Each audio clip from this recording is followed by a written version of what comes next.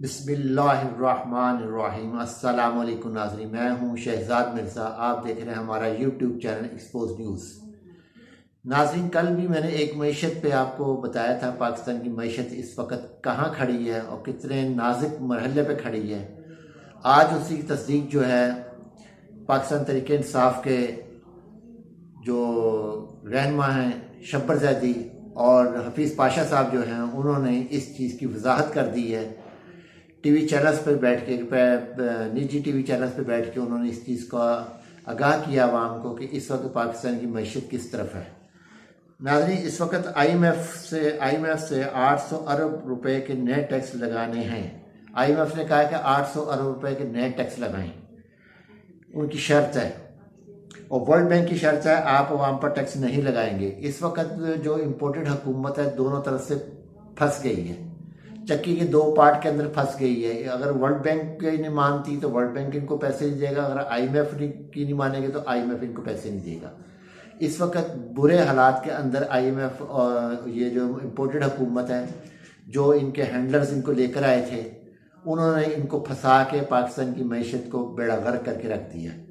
तो नाज़रीन, इस वक्त जो सूरत हाल है कि मरीम नवाज जो ग्रुप है, इस वक्त आज कबीना की बात भी हुई है कबीना के अंदर कि मरीम नवाज ग्रुप ने कहा है कि अगले हफ्ते आप वज़ीर आज़म रहते या नहीं रहते कोई पता नहीं, इसलिए कि बड़े सख्त फैसले होने हैं। तो अवाम ने इनके गले पकड़ने, इनके गिरेबान पकड़ने, इनके खिलाफ हो सकता है पूरे मुल्क में मुजाहरे भी शुरू हो जाएं और बहुत बुरे मुजाहरे शुरू होने हैं और इनको भागते हुए रास्ता नहीं मिलना।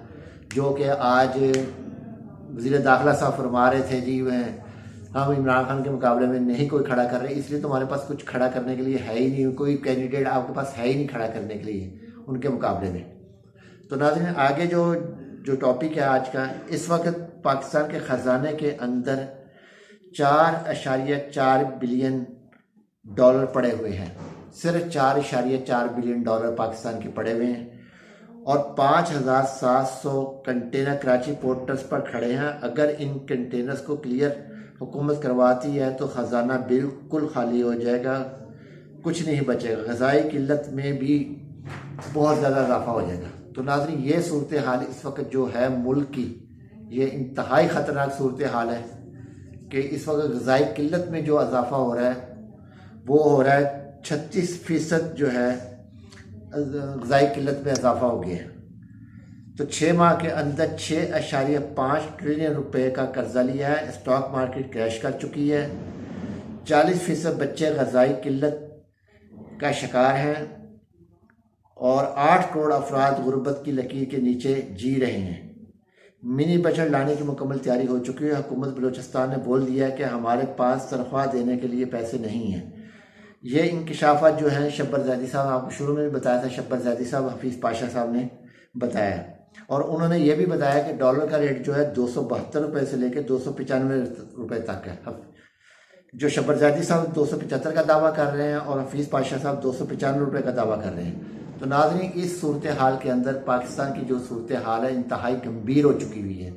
मुआशी सूरत हाल बिल्कुल ख़त्म हो चुकी है, मईशत ख़त्म हो चुकी है। कोई सूरत हाल ऐसी नहीं बची जिसमें से कुछ इनको पाकिस्तान को ये डिलीवर कर सके पाकिस्तानी अवाम को।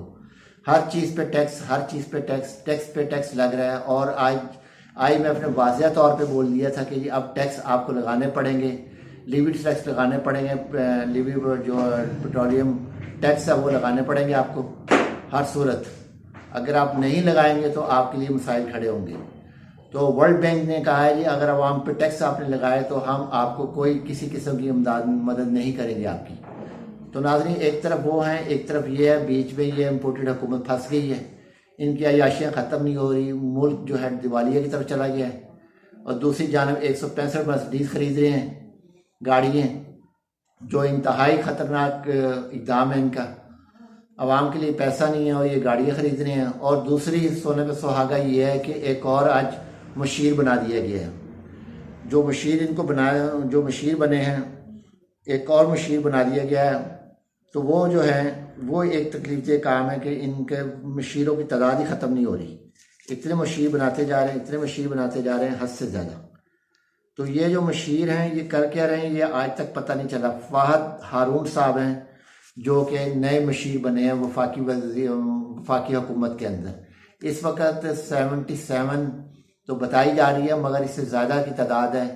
जो अनऑफिशियल मशीर वज़ीर वहाँ बैठे हुए हैं, जो बनकर बैठे हुए हैं, उनको दिए हुए इख्तियारात, उनको गाड़ियाँ भी दी हुई हैं, उनको घर भी दिए हुए हैं, उनको मोबाइल फ़ोन भी दिए हुए हैं, उनको पीटीसीएल फ़ोन भी है, उनको गैस भी दी गई, हर चीज़ उनको सहूलत दी गई हुई है, मगर वो सिर्फ बैठने के पैसे दिए जा रहे हैं और इनके पास कोई ऐसा पैसा नहीं है जो इनको दिया जा सके।